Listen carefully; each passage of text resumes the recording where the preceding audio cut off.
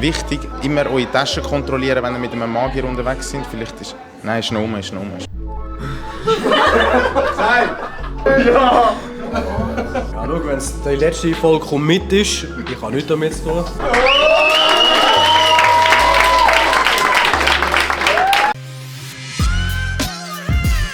Komm mit einer neuen Folge. Komm mit! Heute gehen wir zu Los Hermanos Sing. Hast du ihm gehört, der Laden? Heute gehen wir mit dem Isma mit, Murphy und dem Choco.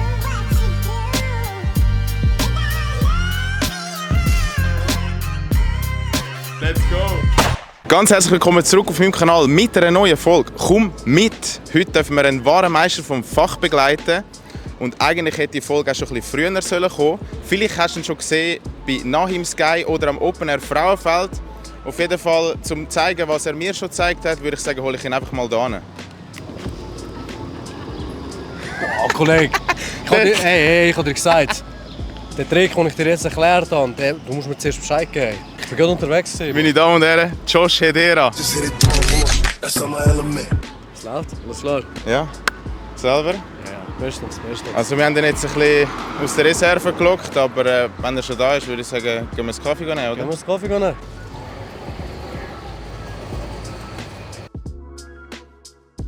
Wir sind hier im Amiamo Café in Zürich. Und wie vorher schon angetönt, hätte die Folge eigentlich schon ein bisschen früher kommen, aber wie durch magische Art und Weise sind die Aufnahmen verschwunden. Wir können es uns bis heute leider auch nicht erklären, aber damit das Ganze ein bisschen für euch einen Sinn macht, werden wir euch noch geschwind aufklären, was wir alles so ein bisschen erlebt haben. Also wir dich über 4 Tage begleiten, ist das richtig, oder? Ja, so quasi. Ja, voll. Also wir sind kurz im Wow-Museum vorbei. Genau.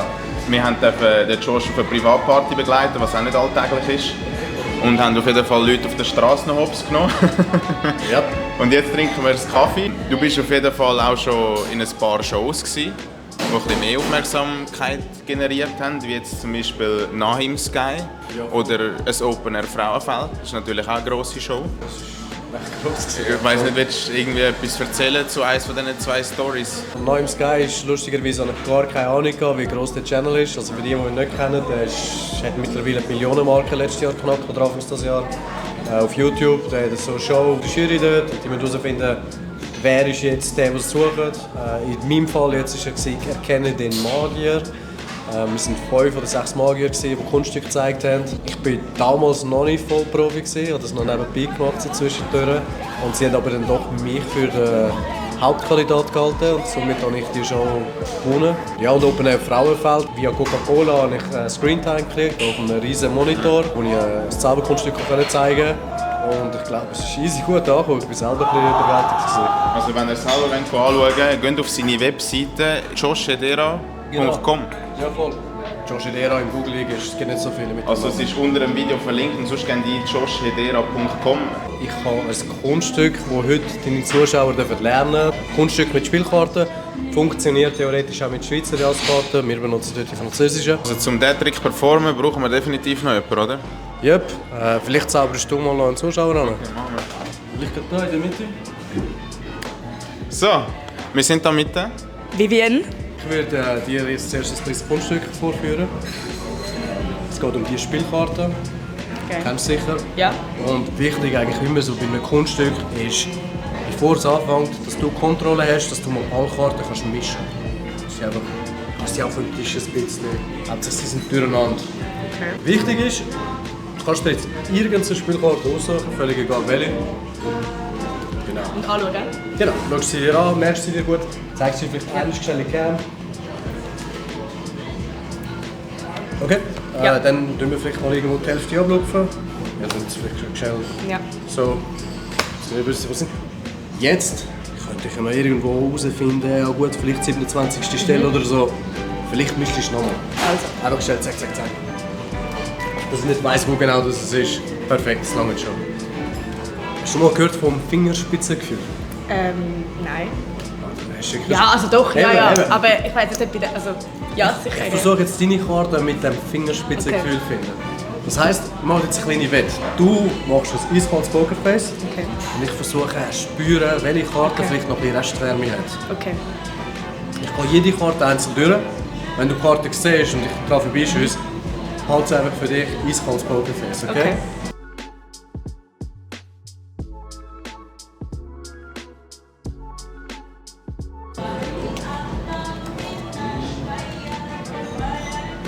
Ah, das fühlt sich gut an.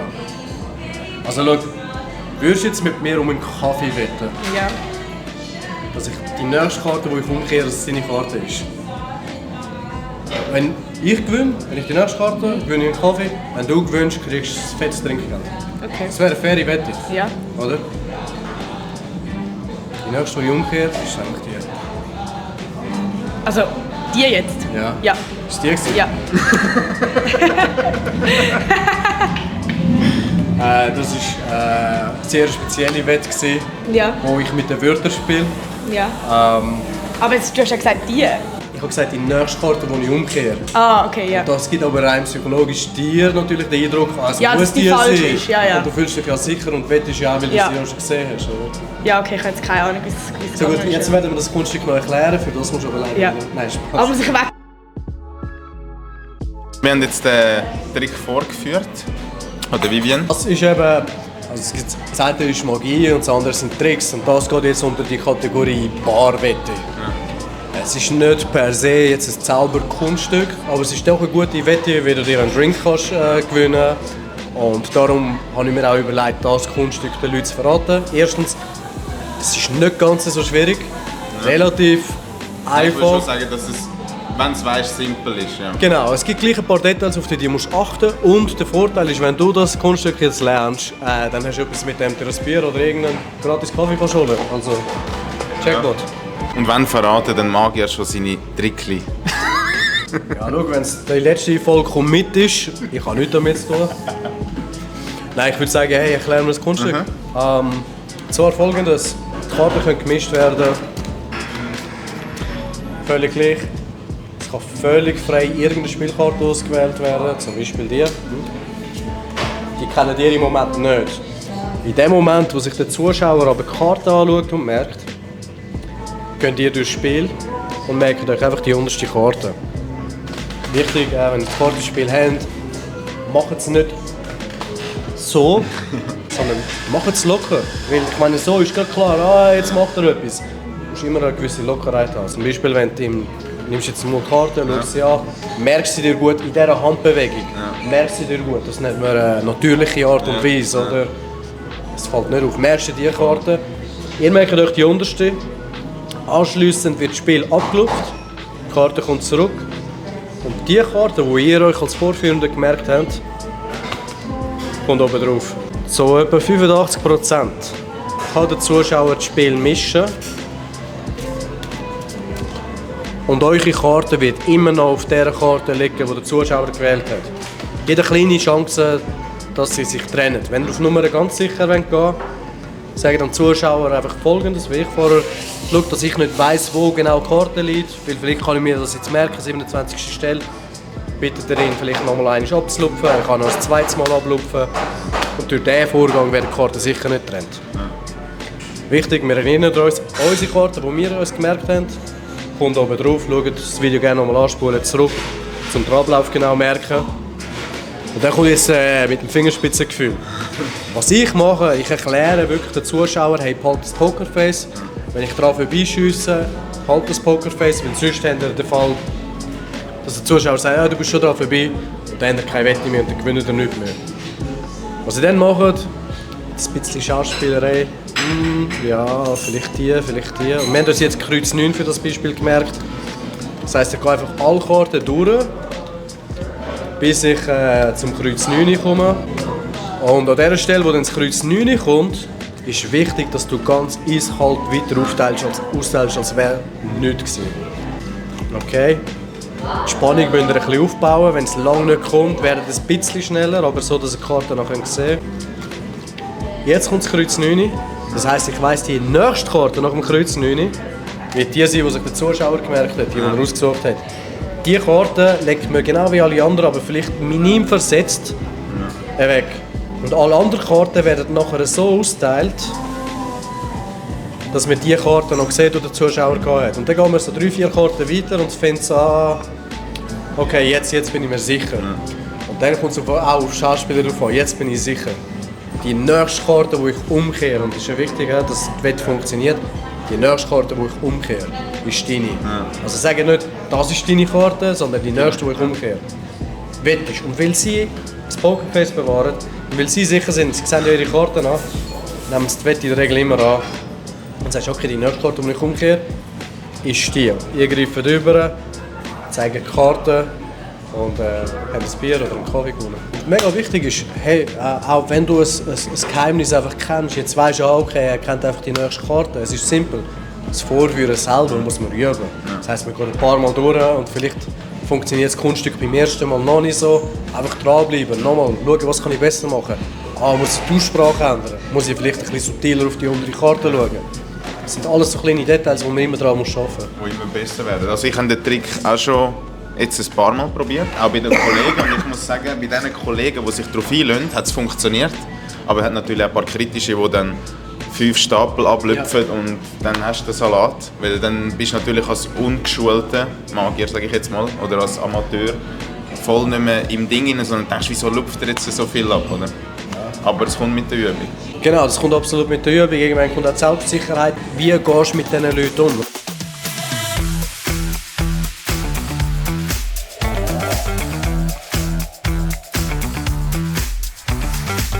Jetzt laufen wir dann gerade hier am Wow-Museum vorbei. Da hast du auch schon den einen oder anderen Auftritt gehabt, nicht? Ja, voll. Seit 3 Jahren mache ich hier öffentliche Shows. Jeden letzten Montag vom Monat, wo ich hier das Programm spiele, etwa 30 Minuten. So, wenn du die Köpfe anschaust, die dich wirklich verfolgen und du hast das Gefühl, es ist so 3D, es kommt gegen raus. Aber erst wenn du ein bisschen näher rangehst, merkst du, es ist eigentlich gegen innen. Also jetzt sind wir eigentlich genau an dem Hotspot, wo die Show stattfindet. Mittlerweile bist du sogar Teil von der Illusion. Sehen Sie mich? Wichtig, immer eure Taschen kontrollieren, wenn ihr mit einem Magier unterwegs sind. Vielleicht ist... Nein, ist noch um, ist gut. Übrigens, das ist jetzt der Moment, wo ich so ein bisschen mein Highlight aufzähle an Sprüchen. Da habe ich noch meine Uhr. Wenn ich will, dass du deine Uhr nicht mehr hast, dann wirst du es auch nicht merken und dich gar nicht fragen. Kannst du meine Frau verschwinden lassen? Oder hey, ich zeige dir einen Trick. Schau den. Oder ich kann die Luft machen, dass sie anders schmecken. Das sind so Sprüche, das glauben wieder die Leute. Und da haben wir ein Paradebeispiel.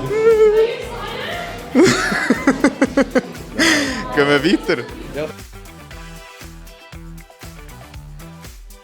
Gibt es eigentlich auch so Magier-Gangs? Ja, das gibt's. Offizielle und ein bisschen mehr auch inoffizielle. Es gibt in der Schweiz gibt's eine Vereinigung von Magier, die gehören zu einem Dachverband, FISM. Da gibt es noch lokale Clubs, in Zürich gibt es einen. Okay. Dort lernst du dann ich die paar von den ersten anderen Magier kennengelernt, als ich mal da reingestossen bin. Ja, und dann gibt es noch so ein bisschen die Underground-Gangs. Aber dort findest du den Weg nicht so schnell drin. Wir kennen auch nicht alle von diesen Underground-Gangs, weil sie sind Underground. Das nehme ich jetzt mal an, ja. Aber so Gangs oder Clubs sind einfach, um sich austauschen, um weiterkommen als Magier, oder? Ein paar sind einfach da für den Austausch, wo sich Magier treffen und austauschen. Es gibt aber schon noch gewisse Vereinigungen, wo man sagt, hey, look, du stehst auch für gewisses Zeug.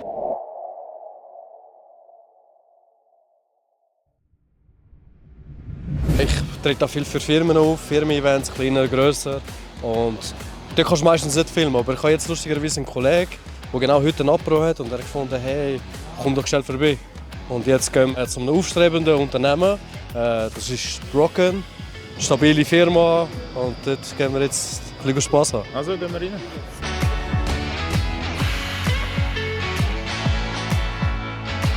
Mein Kollege, der Fisi, er hat etwas gelernt und ist wirklich krass.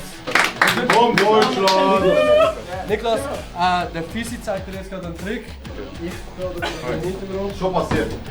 Und ihr alle! Denk an irgendeine Karte vom Deck. Denk ganz fest dran. Bist du sicher mit der? Und welche Karte handelt es sich? Herz, Ass. Herz, Ass. Okay, denk ganz fest dran. Und ich versuche es jetzt hinter deinem Kopf. Führt es nicht.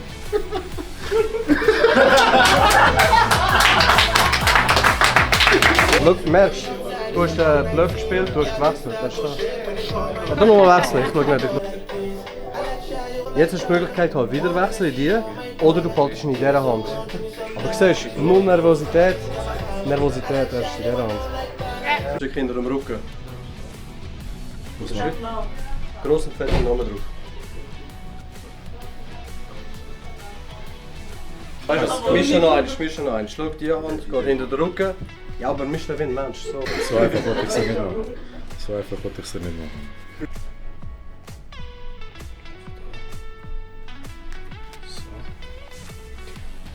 Versuch sie fangen, ich schiesse jetzt gerade eine raus. Versuch sie fangen, okay? 3, 2, 1. Fuck, so. So. Das war nicht. Ja, vielleicht sollte ich gleich mit 2 Händen zaubern. Das heisst, ich benutze einfach die andere. Nein, sicher nicht. Leute fragen mich auch ab und zu, was ist, wenn ein Trick in die Hose geht. Hau mal drauf. Nein. Schau, jetzt ist er in die Hose gegangen. Aber bei mir, wenn es in die Hose geht, sieht es so aus. Ne?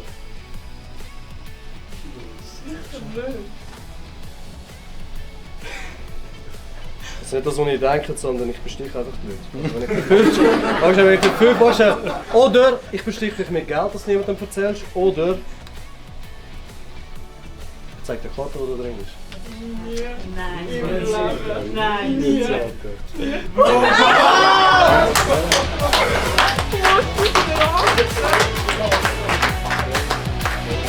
Können wir ein Foto machen, aber schnell mit dir zusammen. Hast du deine Karte gehabt? Wegstellen. Das musst du wissen, Bro. Du hast ja rausgenommen jetzt. Schau schnell ein Portemonnaie. Nein, doch.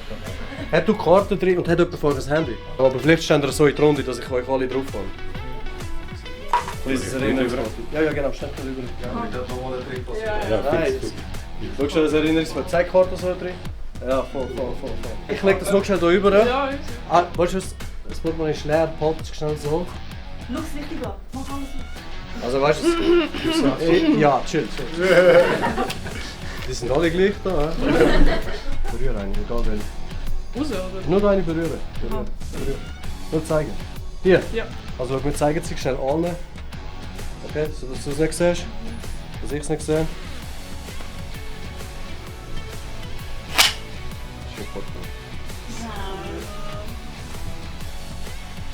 Nochmal, wachst du.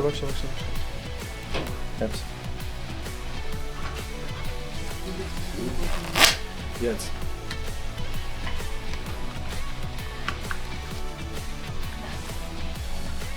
Moment schnell, sie ist im Portemonnaie. Aber nicht jetzt. Sondern wir haben vorher ein Foto gemacht. Mit deinem Handy. Schau mal schnell das Foto, ja. Was hast du für eine Karte gehabt? 7. Mach mal auf. Schau mal das Foto, ja.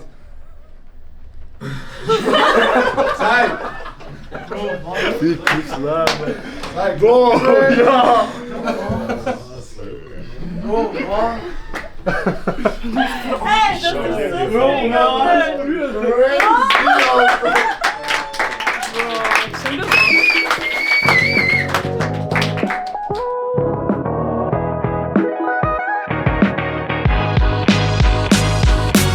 Wir haben 2-3 Community-Fragen von euch noch bekommen. Eine Frage ist sogar zweimal gefragt worden und interessiert natürlich auch viele von euch, denke ich.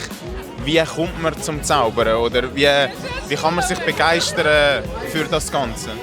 Es gibt die lange erfundene Geschichte und es gibt die kurze, ehrliche. Mach die kurze und dann schweifst du ein bisschen auf. Ich bin im Kreis 4 aufgewachsen. Das Ding ist, wenn du im Kreis 4 aufwachst, dann ist dir die kreative Ader schon gegeben. Und wenn du dann überlegst, du hast die kriminelle Energie und du willst nicht unbedingt gerade im Knast landen, dann wirst du Magier. Also auf keinen Fall brauchen wir eine kriminelle Vorgeschichte oder müssen irgendwo in der Nähe von Wiedeke aufgewachsen sein. Aber das ist jetzt seine Geschichte, wenn er zum Zaubern gekommen ist oder zu der Magie. Und sonst nehme ich an, ist es irgendeine Person, die dir das schmackhaft gemacht hat? Nein, eigentlich ist es so, ich habe nach der Lehre etwas komplett anderes wollen. Ich habe Zimmermann, Baustelle gelernt und nachher etwas komplett anderes wollen und bin Gruppier geworden im Casino. Und dort hatte ich immer Karten in der Hand und in der gleichen Zeit hat mir eine Kollegin von damals einen Kartentrick gezeigt. Das hat mich so geflasht. Ich wollte auch lernen, wie betrügst du mit Karten und so Sachen, wie machst du das. Und dort hat es eigentlich angefangen von dem. Und trotzdem, die kriminelle Ader, die hilft. Die hilft. Wenn wir es jetzt gerade vom Zaubern haben, schaust du gerne noch anderen Magier zu, wie sie Tricks vorführen? Oder ist das für dich so, kenne ich schon? 100%. Also das ist etwas, wo ich mich mega glücklich fühle, dass ich das noch habe. Weil man kann sich wie entscheiden, entweder mit das Mindset so wie ich kenne alles schon, ich weiß wie es läuft, ich bin der Insider. Oder, was bei mir der Fall ist, ich schätze es mega. Vor allem, wenn ich jemanden sehe, der talentiert ist, der richtig krasse Tricks drauf hat, dann kann ich auch eine Show schauen und wie das Gefühl, das du hast, wenn du nicht drinnen bist, nochmal neu erleben. Vor allem, wenn es jemand ist, der nicht nur Tricks zeigt, sondern eine wirklich gute Präsentation hat, dann genieße ich das sehr. Josh, wie war Erkennen den Magier bei Nahim Sky? Ich weiß nicht, wir haben glaube schon mal darüber geredet. Nahim Sky war lustig. Ein Kollege von mir arbeitet in der Produktion. Also Credits an Ahmed Larabi. Wir haben uns gekannt, wir haben recht viel Respekt voreinander. Und er hat mich spontan gerufen und ich habe gedacht, das ist ein Kollegenprojekt. Ich habe den Nahim nicht gekannt. Und es hat mir mega viel gebracht. Ich war sehr überrascht, das Team ist brutal. Und für mich war es ein riesen Mehrwert, weil schlussendlich hat es sehr viele Leute gesehen. Und ja, aber es ist jetzt auch schon ein Zeitchen her und ich bin langsam so drin, dass ich sage, hey, es war ein riesen Highlight in meinem Leben gewesen, aber jetzt ist es Zeit für das Nächste. Kannst du auch Geld zaubern?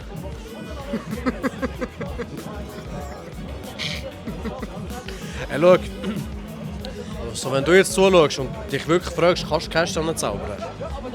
Wenn du kommst und mir 50 Stutz in die Hand drückst, ich kann es noch nicht so anzaubern, aber ich glaube mir, ich kann es verschwinden lassen, blitzschnell, direkt. Was sind so die grössten Herausforderungen für dich? Das ist eine gute Frage. Für mich persönlich, als Magier, Originalität. Weil Zauberei ist eigentlich eine uralte Kunstform, Täuschung ist nicht heute erfunden worden. Trotzdem funktioniert es heute noch, trotz Social Media und allem und Internet. Es funktioniert noch genauso gut wie früher. Und mega viele Sachen sind uralt und mega viel ist verlockend, um alte Sachen immer noch zu machen. Ich für mich finde, mein grosses Ziel ist, Kernessenz nehmen, das Täuschung selber und das in einem modernen Touch heutzutage auf eine originale Art und Weise wiedergeben. Das heisst, früher war der Magier der, er hat dich angeschaut und du hast gedacht, er hat übernatürliche Kräfte. Und heutzutage finde ich, es ist recht originell, wenn du sagst, hey, schau, klar, es gibt Tricks, irgendwie funktioniert es, aber du machst dann gleich etwas, wo heutzutage die Leute noch sagen, das ist schon ein Trick, aber irgendwie auch nicht. Weißt? Und das erreichen in einer heutigen Gesellschaft, wo die Leute das Gefühl haben, sie wissen schon über alles Bescheid. Das ist so ein bisschen mein grösstes Ziel. Ich finde auch, wir haben vorher kurz darüber geredet, über die Originalität, und ich finde, das ist schon, ich würde sagen, zu 80% macht es das aus. Also, was kann ich schon sagen, wie viel Prozent, aber das ist jetzt einfach meine Meinung. Weil wenn jetzt ein Zauberer oder ein Magier irgendetwas vorführt und du schon keine Lust hast, ihm zuzuhören, dann ist es auch schwierig, nachher dabei sein beim Trick. Weißt du, was ich meine? Und ja, ich finde, dass die Originalität setzt du sehr gut um. Also Chapeau, wirklich. Das ist nicht einfach nur, weil wir eine Folge aufnehmen, also das steht dir auch zu, und ich finde, das solltest du auch wissen. Du machst einen super Job. Das ist eines der schönsten Komplimente, die ich gekriegt habe. Danke. Ich spreche nur Hochdeutsch, Okay. ich verstehe nicht Hochdeutsch. Also du kennst die Karten. Und jetzt merkst du die eine Karte. Okay, ja, ich verstehe. Hast du schon eine? Ja. Was war die Karte? 6 Kopf. 6 Karo, schwarz. Okay. Ja, Schau genau auf meine Hand. Okay? Nicht bewegen.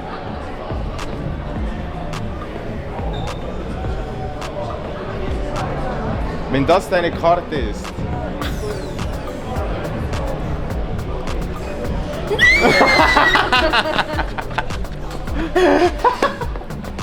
Aber nein, das ist nicht möglich.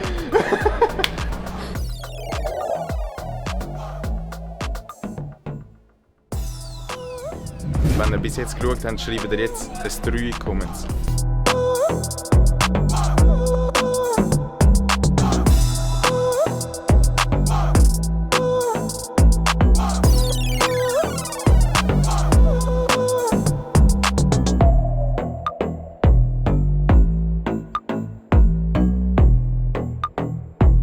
Ich brauche bitte ganz kurz eure Aufmerksamkeit. Wir machen es kurz und knackig. Mit Spielkarten. Ich merke, ich habe die Aufmerksamkeit. Vielleicht er, der noch komplett abwesend ist. Geburtstagsspiel. Haben wir das Geburtstag? Nein, warte. Er hat Geburtstag. Zieh irgendeine Karte, egal, wer nicht die ist unterschrieben. Irgendeine. Völlig gleich. Weißt du, es hebt sich schon auf, dass die hinter dir das sehen. Übrigens, wer bist du? Josh, du bist? Damian, freut mich. Damian, freut mich. Dass wir wissen, die Karte gibt es einmal auf der Welt. Schreib gross und fett deinen Namen auf die Bildseite der Karte. Mischt sie gut. Mischt sie gut. Macht der Schaffer. Also Leute, ihr habt jetzt gesehen, die kürzeste Karriere von einem Magier. Und mal jetzt so. Oh mein Gott.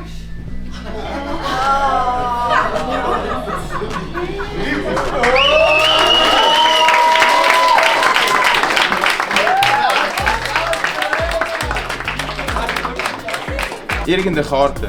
Ja. Hast du eine? Ja. Schwarz, rot, Zahl. Hast du auch? Ja. Okay. Denk ganz fest an die Karte. Ja. Okay, nenn sie mir. Nennen? Ja. 2 Herz. 2 Herz. Und dass ich nicht schummeln kann, haltest du meine Finger im Blick und du darfst dich nicht bewegen.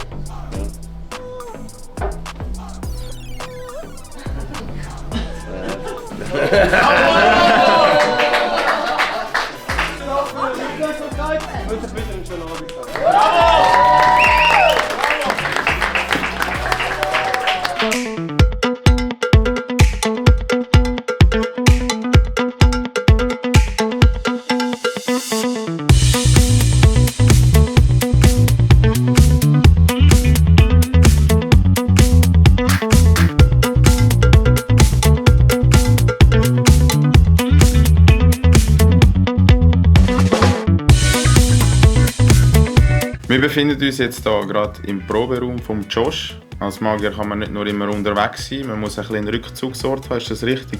Um ein bisschen das Zeug lernen. Genau. Also ich habe mich jetzt hier eingemietet, im Proberaum. Der Raum jetzt ist speziell für eine grosse Show, die ich am Planen bin, die in Arbeit ist. Ja. Und da brauchst du halt gewisses Zeug, wie eine kleine Bühne, das Bühnenlicht. Halt Sachen, die du zu Hause nicht so hast. Ja. Mit was übst du überhaupt? Oder wie übt man als Magier? Spiegel? Spiegel ist eigentlich essentiell, oder halt auch Filmen mittlerweile. Ja. Also du selber filmst, schaust, sieht man gewisse Sachen von verschiedenen Winkeln oder eben wie kommt es über, wie machst du es so von der Handhabung her. Ja. Genau, darum Spiegel ist eigentlich der beste Homie vom Magier. Apropos Shows, wir haben ja jetzt dich begleiten. Wir haben ja auch kurz beim Speak Easy hineinschauen. Das ist auch so ein Event, wo du teilnehmen durfst. Genau. Speak Easy ist so ein Nebenprojekt, das ich im Moment mache. Es ist öffentliche Shows mit anderen Magiern zusammen, so ein bisschen 1920er-Jahre-Style. Kriegen die Leute Drinks und es wird der Tisch gezaubert. Hast du sonst noch upcoming Shows, die jetzt in der nächsten Zeit anstehen oder Events? Ja, also das Ding ist, ich trete ja im Moment hauptsächlich an Firmenanlässen und Privatanlässen, wie mal eine Hochzeit oder so auf. Von dem her ist es natürlich nichts für die Öffentlichkeit. Wo ich jetzt natürlich seit etwa 3 Jahren immer noch dabei bin, ist das Wahlmuseum, dort sind wir ja gewesen. Das Speak Easy ist öffentlich und das hat jetzt bald eine Sommerpause. Nach der Sommerpause geht es dann weiter.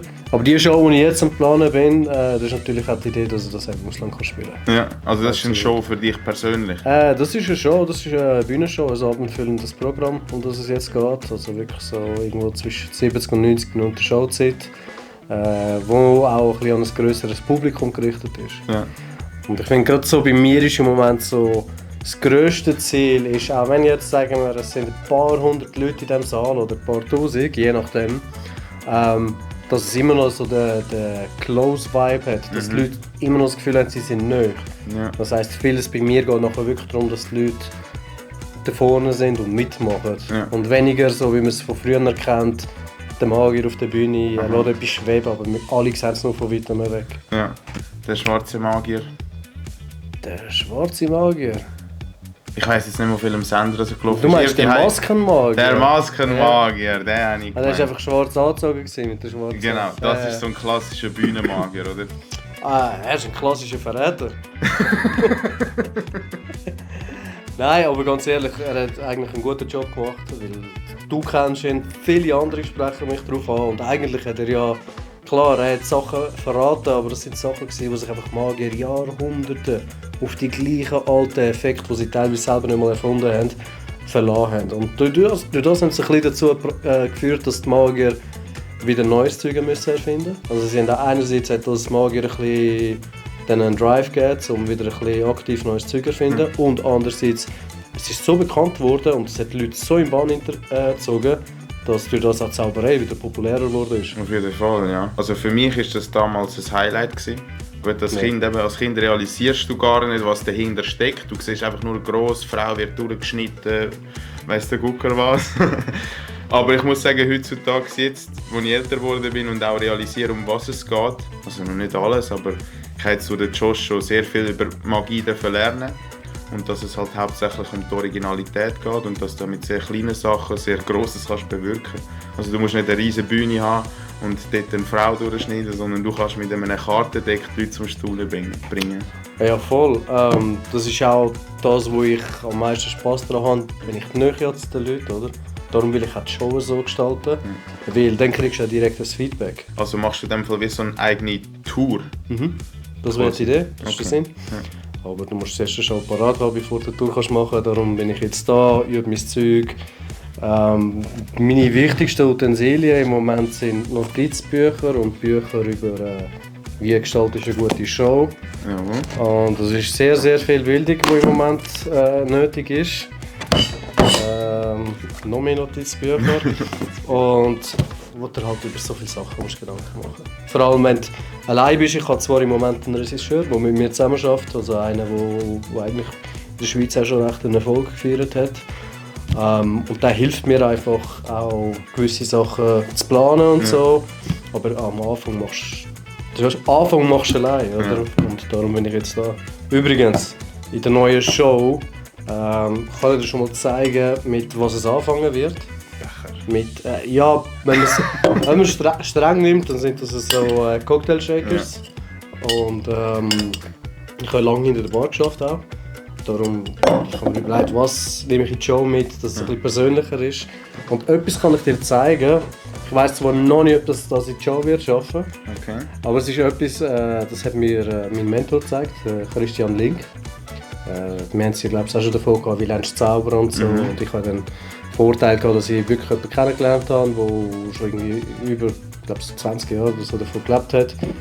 Und halt mir auch das eine oder andere verraten hat. Nicht nur Tricks, auch Sachen wie du dich vermarkten, Style und so Zeug. Aber das hat er mir gezeigt und ich finde das etwas mega cooles. Es ist eigentlich das klassische Becherspiel, einfach in einer anderen Variante. Zum Beispiel, wenn wir jetzt da ein bisschen Wasser drin leeren. Geht es ein bisschen um deine Aufmerksamkeit. Okay. Wo ist das Wasser? Da. Gut. Wo ist das Wasser? Scheiße, jetzt habe ich schon das erste Nein. Ist immer noch da. Nein. Das machst du jetzt extra, oder? Nein, Ich mache es extra, ja. Okay. Gut. Jetzt ist es schon ein bisschen schwieriger. Mit. Ich habe ihn immer noch da. Schau, ich mache es jetzt ein bisschen fairer, weil du siehst, die zwei Becher sind praktisch identisch. Der ist ein bisschen anders. Vielleicht spielen wir das ganze Spiel nur noch mit 2 Bechern. So. Okay. Dafür mischen wir es jetzt wie verrückt. Weißt du jetzt noch, sind dünner oder in dickeren Becher rein? Im dünneren? Okay, da wirst du jetzt Geld drauf wetten. Ja. Ich glaube schon. Okay, schau, weil... Weißt du, ich mache eins. So. Wo ist es jetzt? Ja, jetzt müsste es theoretisch da sein. Okay.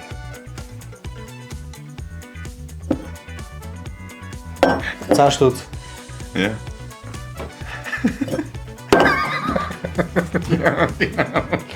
Schau, jetzt noch fürs Finale. Vertraust du mir? Ja. Oha! Oha! Zum Glück. Jedes Mal! Jedes Mal! Ich weiß nicht wie! Meine Damen und Herren, ich weiß im Fall wirklich nicht, wenn ihr das macht. Ohne Witz. Also. Ja, und wie gesagt, das wird ein Teil sein von der Show, in der einen oder anderen Form. Bleiben wir gespannt.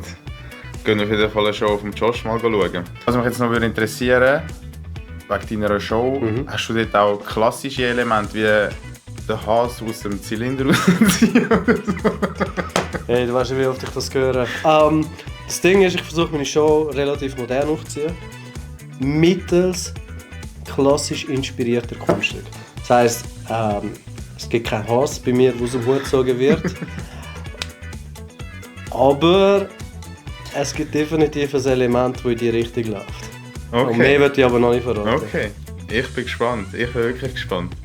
Ich hoffe, ihr habt die Folge mit auf jeden Fall genossen. Ich will am Josh nochmals riesen Dankeschön Danke dir. da lassen, also für deine Zeit, für deine Nerven. Wie schon gesagt, wir hätten die Folge früher rausgeklopft und es wäre auch mehr Videomaterial rum gewesen. Aber wir haben jetzt das Beste daraus gemacht, wie ich finde. Ich hoffe eben, wie gesagt, ihr habt Spass gehabt. Checkt den Josh aus auf allen Social Media Kanälen. Er ist unten verlinkt, wie auch im Videotitel sollte er stehen. Und sonst geht ihr auf joshedera.com, das ist seine Webseite. Hast du abschliessende Worte zu dem Ganzen? Ja, absolut. Also danke dir auch vielmals für deine Zeit. Mir hat es sehr Spass gemacht. Auch die zusätzliche Arbeit, die es dann gegeben hat. Ja, und ich hoffe, das ist nicht das letzte Mal, wo wir zusammen vor der Cam stehen. Ich kann mir das gut vorstellen in Zukunft. Und ja. Ja, von meiner Seite aus sehr gerne. Also ich bin gerne mit dem Josh unterwegs. Wir waren ja das letzte Mal am Sony-Event, wenn ihr es mitbekommen habt. Das war auch ein lustiger Abend. Das war lustig. Ja, und sonst würde ich sagen, abonnieren, liken und einen Comment nicht vergessen. Und dann sieht man sich bei der nächsten Folge. Peace!